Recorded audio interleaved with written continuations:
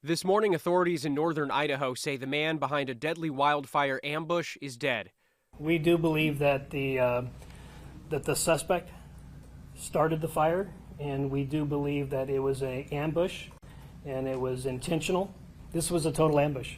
These firefighters did not have a chance.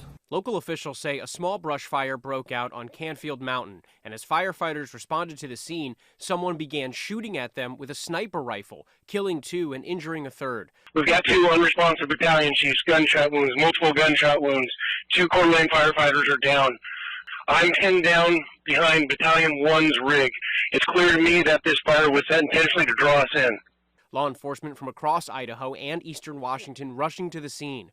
We had about 300 law enforcement officers that were on scene that were trying to make heads and tails out of what was occurring. A manhunt ensuing, sheriffs confirming they did exchange gunfire with the suspect. Authorities later confirming the gunman had been killed, but it's unclear how he died. With the fire closing in, officials moving in to remove the body from the area.